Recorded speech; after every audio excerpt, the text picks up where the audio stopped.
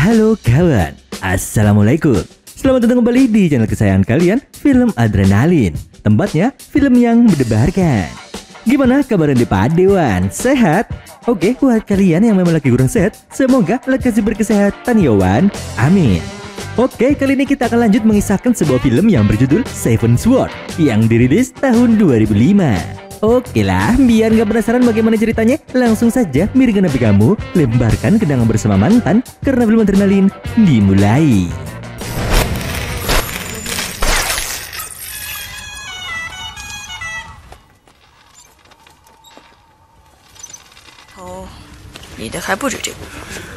Cerita berawal dari sebuah pembantaian yang dilakukan oleh pasukan bernama Firewind yang dipimpin oleh Kualo alias Maimunah. Mereka adalah tentara bayaran yang mengais rezeki dengan menghabisi para ahli kungfu. Selama ini, pihak kerajaan telah melarang warganya untuk belajar bela diri agar mereka tidak memberontak. Oleh karena itu, sang raja membuat sayembara bagi siapapun yang berhasil menghabisi para pendekar, mereka akan dibayar dengan emas dan perak. Hal itulah yang menjadi alasan Maimunah dan kawan-kawan untuk menghabisi para pendekar.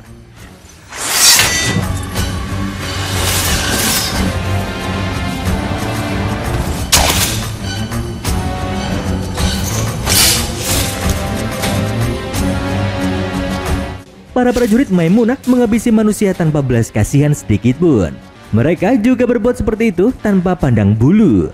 Setelah bertindak kejam seperti itu, Maimunah dan pasukannya langsung menandai para pendekar dengan nama kayu. Karena jika tidak ditandai, mereka tidak akan dibayar oleh kerajaan. Akan tetapi, tiba-tiba semua plakatnya dicuri oleh seorang pendekar bernama Fu Qingzu. Tanpa pikir panjang, Maimunah pun menyuruh anak buahnya untuk menangkap Fu.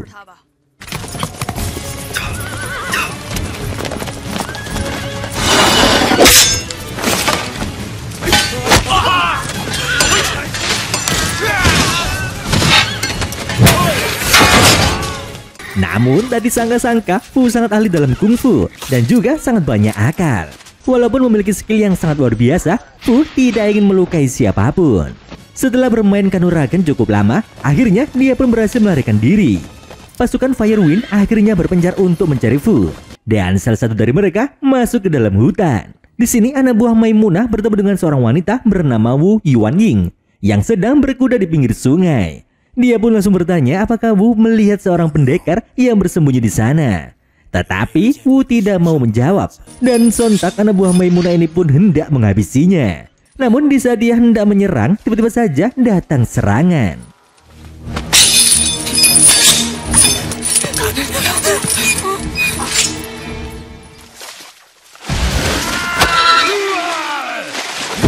Sialnya, Fu terkena anak panah milik anak buah Maimunah dan dia pun tumbang seketika.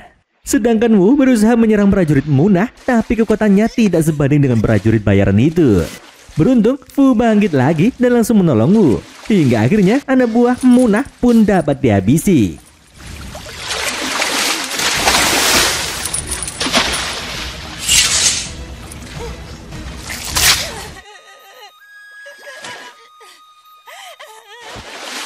Lalu Wu membawa Fu ke desa Yi, di mana dia tinggal bersama warga lainnya.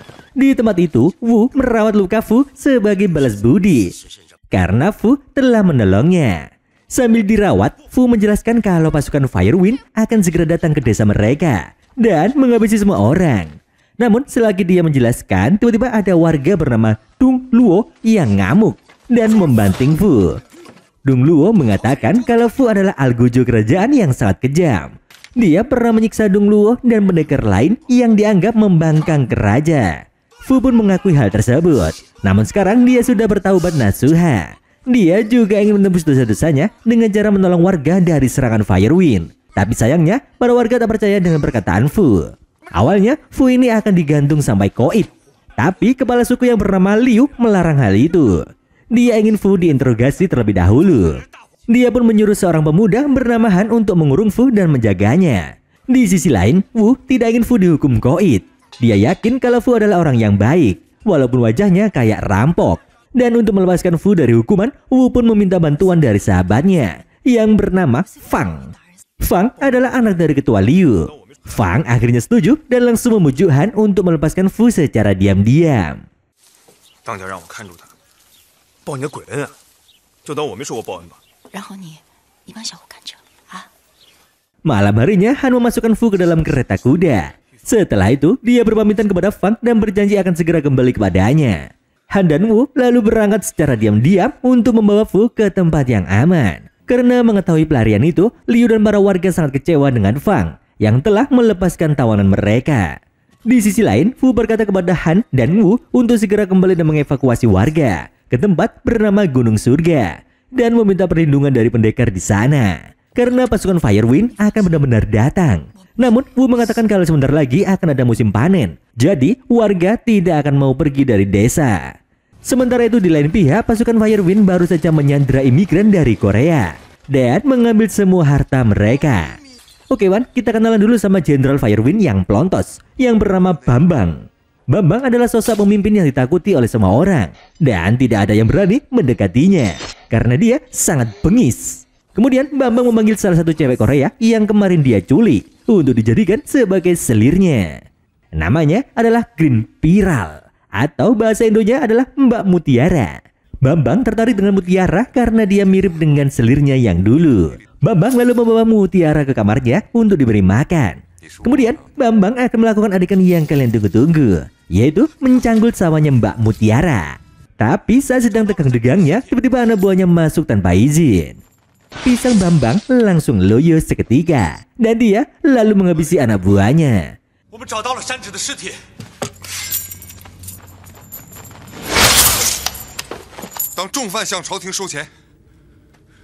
Sementara itu, anak buahnya yang lain sedang memantau desa Yi dan menghitung jumlah warga yang ada di sana. Mereka berencana untuk menghabisi para warga karena mereka semua belajar ilmu bela diri. Di lain pihak, Han bersama Wu dan Fu sedang beristirahat di Bukit Salju. Karena kedinginan, Han dan Wu saling menghangatkan diri.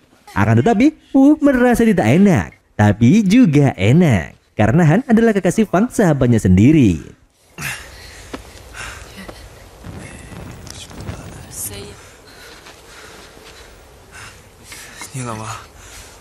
Selagi mereka beristirahat, tiba-tiba ada bola api besar yang jatuh dari langit.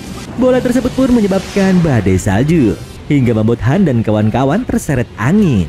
Beruntungnya Wan, mereka ditolong oleh seorang petapa tua dan muridnya yang bernama Yang Yun Chong. Dan ternyata Fu mengenal petapa tua dan Yun Chong muridnya, yang ternyata mereka yang merupakan pendekar legendaris dari Gunung Surga.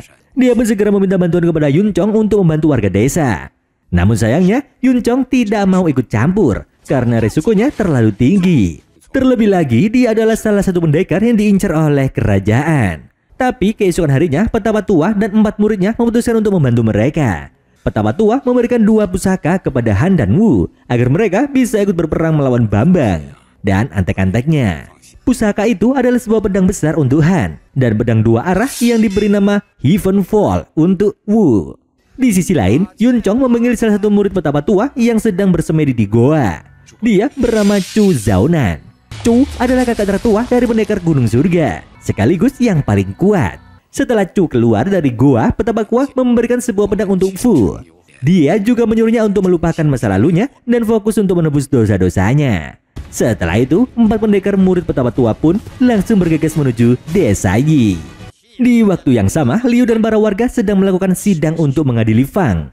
Walaupun wanita ini adalah anaknya sendiri, dia tidak segan untuk menggantungnya jika Fang terbukti membantu kabur Fu. Tapi di saat sidang sedang berjalan, tiba-tiba pasukan Firewind menyerang mereka. Akhirnya, para warga pun bergegas untuk membentuk formasi perang.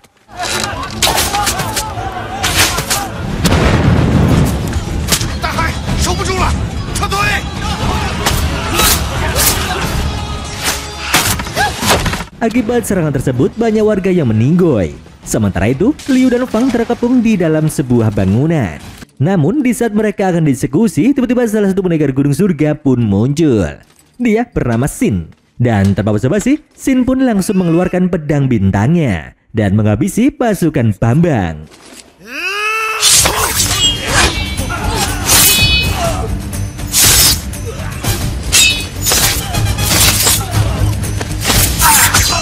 Setelah Xin muncul, pendekar lain juga ikut membantunya. Pendekar lain ini bernama Mulang. Dia merupakan pemilik pedang Celestial. Mereka berdua pun bertarung dengan sangat mengesankan.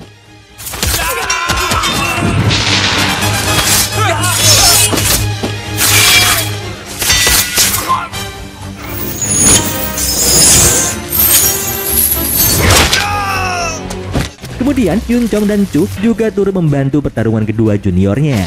Sebagai senior, mereka memiliki pedang naga yang sangat legendaris. Tidak hanya itu, Han, Fu, dan Wu juga ikut bertarung.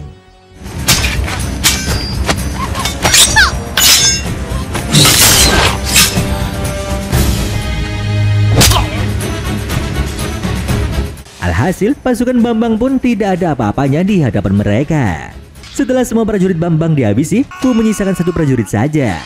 Dia lalu menyuruhnya untuk melapor kepada Bambang dan mengatakan kalau para pendekar pedang akan menunggu kedatangannya.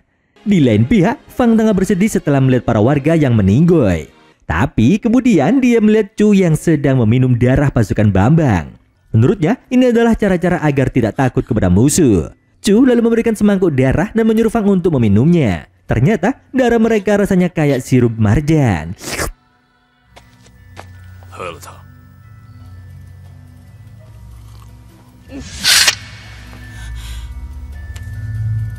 Sementara itu, Liu dan semua warga yang selamat mengucapkan terima kasih kepada para pendekar yang ikut membantu.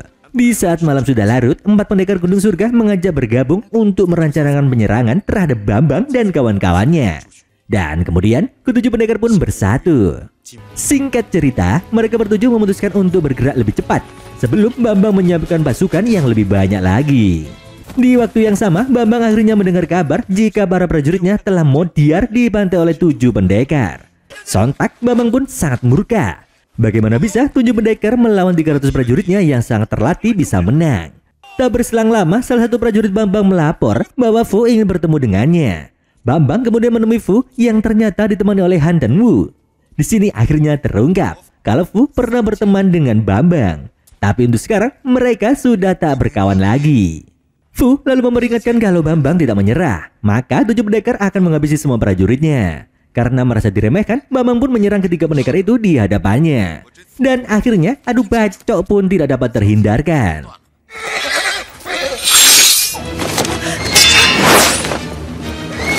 Namun pergelutan mereka tidak berlangsung lama. Karena para pendekar Gunung Surga telah membakar markas Bambang, termasuk lumbung yang menyimpan bahan makanan mereka. Para pendekar gunung juga melepaskan banyak sandera Bambang. Dan karena itu, Bambang dan pasukannya pun langsung keluar keringat dingin. Di sisi lain, Chu berpapasan dengan Maimunah. Wanita brutal ini pun lalu mengajaknya berduel. Tapi dalam waktu yang sangat singkat, Chu mampu menggores perut Maimunah.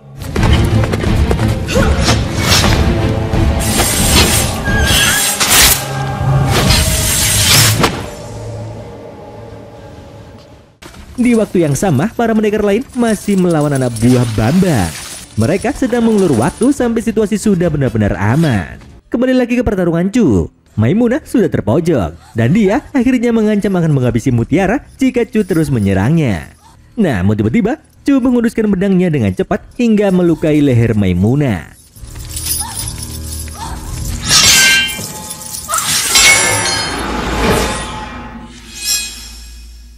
Setelah menghabisi Maimunah, Chu pun berbicara kepada Mutiara dalam bahasa Korea.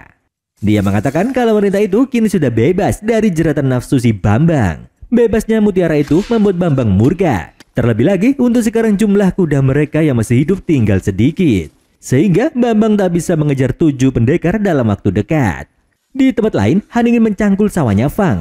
Akan tetapi, Fang merasa belum siap. Dia juga akhirnya mengaku kalau ada pria lain di hatinya. Mendengar pengakuan Fang, Han pun marah dan ingin menghabisi pria tersebut. Namun, Fang mengatakan jika pria yang dia maksud bukanlah tandingan Han. Dia terlalu kuat untuk dikalahkan Han. Di saat yang sama, para warga sedang melakukan panen raya. Mereka rencananya akan menyelesaikan panen itu dengan cepat sebelum pasukan Bambang menyerang lagi. Di saat para warga sibuk, Wu malah sedang kesal karena tidak bisa mengendalikan pedang pemberian petapa tua. Yunchong yang melihat hal itu akhirnya mau melatih Wu. Tak lama kemudian, Chu pun kembali dengan membawa Mutiara. Dia lalu menyuruh wanita itu untuk beristirahat. Tapi sebelum itu, Chu cerita kalau dulunya dia juga seorang budak. Oleh karenanya, Chu ingin supaya Mutiara menghapus mental budak dalam dirinya. Di malam harinya, Bambang mendatangi desa Yi. Di sana sudah ada beberapa jebakan yang dibuat oleh 7 pendekar. Namun, Bambang tidak terjebak sama sekali.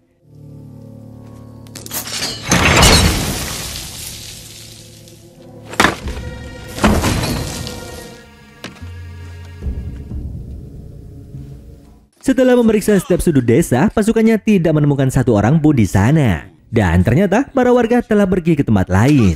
Sementara itu, di tengah perjalanan, Chu tiba-tiba menghentikan para warga. Dia lalu mengumpulkan 7 pendekar dan mengatakan kalau ada orang yang berkhianat. Orang tersebut telah memberi tanda di jalan agar Bambang bisa menyusul dan menyerang warga. Setelah rapat tersebut, beberapa pendekar mulai curiga kepada Mutiara yang merupakan orang asing. Namun dari semua orang, hanya Fang yang bersikap baik kepada Mutiara. Dia bahkan memberinya jagung agar wanita Korea itu bisa ikut makan juga. Fang lalu melihat sapu tangan milik Chu yang sedang dipegang oleh Mutiara. Dia pun bertanya apakah Mutiara menyukai Chu. Tapi karena berbeda bahasa, keduanya pun tidak saling mengerti. 这是楚大哥的围巾吧？我看他挺喜欢你的，你也喜欢他吗？ 그분 좋아하나요? Selagi mereka berusaha saling mengerti, tiba-tiba Fang mengalami kejang-kejang. Akibatnya, para warga pun semakin curiga kepada Mutiara. Terlebih lagi, Dong Luo menuduh Mutiara sengaja meracuni Fang. Namun untungnya, para pendekar bersikap bijak. Chu juga mengatakan kalau air sungai yang Fang minum beracun secara alami karena ada banyak tanaman liar. Untuk membuktikannya, dia pun meminta warga untuk memeriksa air sungai tersebut. Chu kemudian mencoba menenangkan Mutiara yang sedang panik. Dia kemudian mengajaknya pergi ke sebuah bukit lalu mengatakan kalau dia akan mengantarnya ke kampung halamannya. Di saat masalah ini sudah selesai. Malamnya, Bambang sudah mendekati lokasi warga. Tapi mereka ini tidak langsung menyerang. Bambang dan kawan-kawan lalu kembali ke markas untuk mengambil meriam. Sedangkan para pendekar sudah mencium bau kentut Bambang yang sangat menyengat. Dan karena itu, Fu memberi saran agar warga bersembunyi di dalam goa. Mereka juga harus melepaskan kuda yang lambat dan hanya membawa kuda yang cepat agar tidak ada hambatan. Tugas melepaskan kuda lalu diserahkan kepada Han yang merupakan pengurus kuda.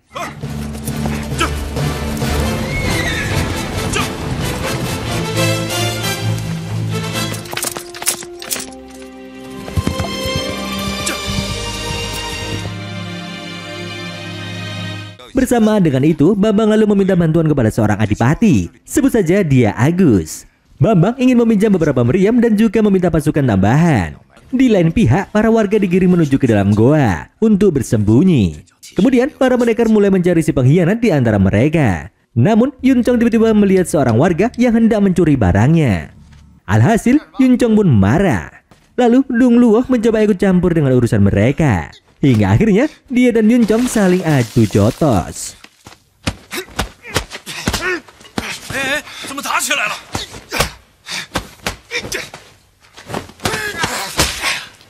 Keributan tersebut terdengar oleh warga.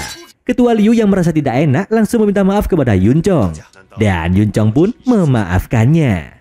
Di malam harinya, Wu menghampiri Yun Chong yang sedang beristirahat. Yun Chong lalu bercerita kalau dia punya masa lalu yang sangat kelam dengan Liu pada saat masa kecil. Ayahnya dituduh sebagai pengkhianat dan akhirnya digantung oleh Liu tanpa adanya bukti. Karena kejadian itu, Liu selalu merasa bersalah kepadanya. Di sisi lain, Mutiara tiba-tiba merasa gelisah karena takut mati.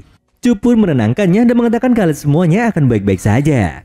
Mereka berdua lalu terbawa suasana dan memutuskan untuk mencangkul sawah Mutiara. Setelah menyemai benih padi yang putih-putih, Mutiara memberitahu sebuah rahasia yang ada di markas Bambang. Jadi, setiap Bambang mendapatkan barang jarahan, dia selalu menyimpannya di dalam sebuah brankas yang berbentuk patung raksasa. Mendengar itu, Chu pun mengajak Mutiara untuk pergi ke markas Bambang. Karena menurut Chu, Bambang pasti sedang berada di luar. Di sini, Chu berniat untuk mencuri barang-barang berharga milik Bambang agar mereka kocar-kacir. Setibanya di sana, Chu pun langsung menebas patung raksasa tersebut.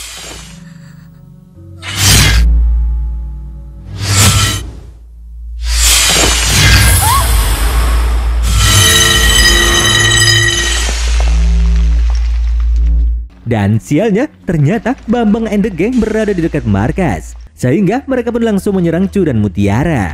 Akibatnya, Mutiara pun terluka parah. Chu pun menyelamatkannya, tapi dia akhirnya tertangkap oleh Bambang.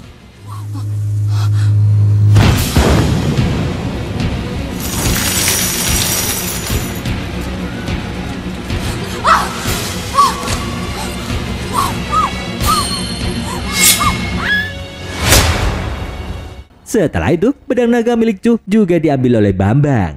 Sedangkan Mutiara kembali ke goa untuk memberitahu yang lain. Namun dia akhirnya meninggoy karena kehabisan darah. Yun Chong lalu menduga kalau Chu sedang berada di markas Bambang. Oleh karena itu, dia dan 5 pendekar lainnya langsung bergegas ke sana untuk menyelamatkan Chu. Di saat para pendekar pergi, tiba-tiba pintu masuk goa terbakar. Liu pun curiga kalau ini adalah perbuatan si pengkhianat. Oleh sebab itu, dia menyuruh Fang untuk mengamankan anak-anak, sedangkan dirinya akan mengejar pengkhianat tersebut. Kemudian, Liu dan pengkhianat pun langsung bertarung. Dan tak disangka-sangka, pengkhianatnya adalah Dong Luo.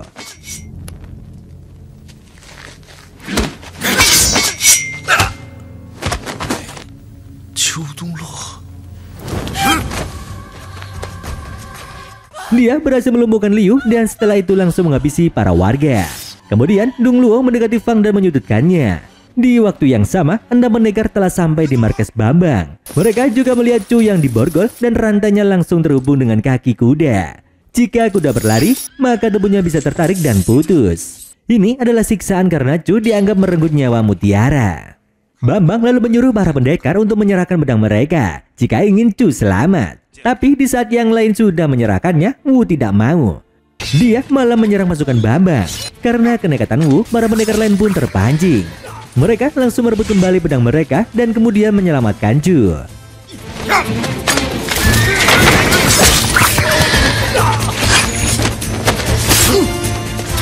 Setelah melepaskan diri, Chu pun ikut memberontak bersama pendekar lain. Walaupun hanya bertujuh, mereka sama sekali tidak kesulitan di saat melawan anak buah Bambang.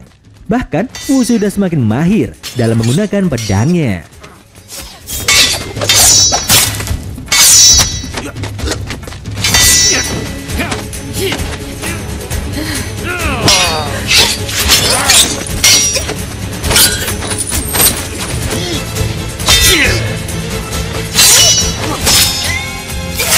Di sisi lain, Yun Chong mengajak berduel Bambang.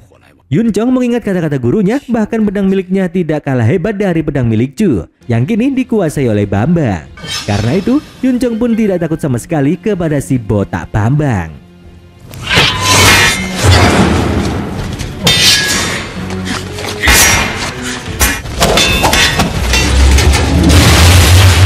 Pertarungan mereka berlangsung dengan sangat ganas. Tapi sayangnya, Bambang berhasil mengelabui Yun Chong dan bersembunyi di tempat lain. Beruntung, Chu datang dan langsung menghajarnya dengan tangan kosong.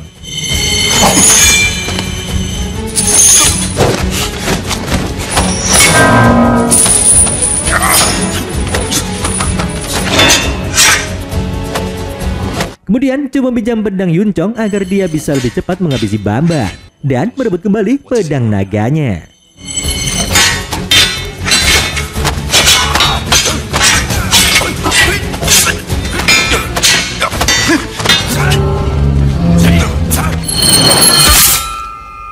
Singkat cerita, Chu pun berhasil menghabisi Bambang dan mengambil kembali pedang naga miliknya. Setelah menghabisi semua musuh yang ada, 7 pendekar pun kembali ke goa. Namun mereka terkejut karena semua warga sudah meninggoy dan hanya tersisa Fang dan para bocil. Di sini Fang ternyata berhasil menghabisi Dong Luo demi menyelamatkan anak-anak. Tapi saat ini Fang masih terguncang karena dia tidak pernah menghabisi orang sebelumnya.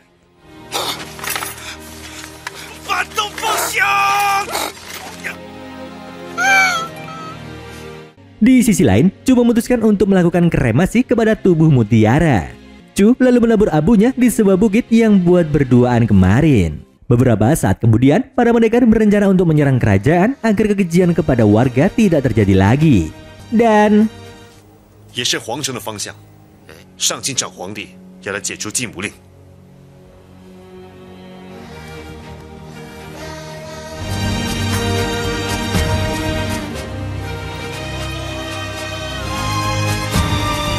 The End.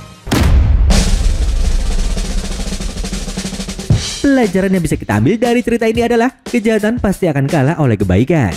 Meskipun kejahatan itu jahat sekali dan kebaikan itu baik sekali. Oke, seperti biasa buat kalian-kalian yang bingung dengan kata-kata Maman dan pengen request film lain untuk Maman ulas, langsung saja coret-coret di bawah Yowan. Akhir kata, Cak Iwan marah mulu sama papa. Maman mau mengembara dulu dan sampai jumpa.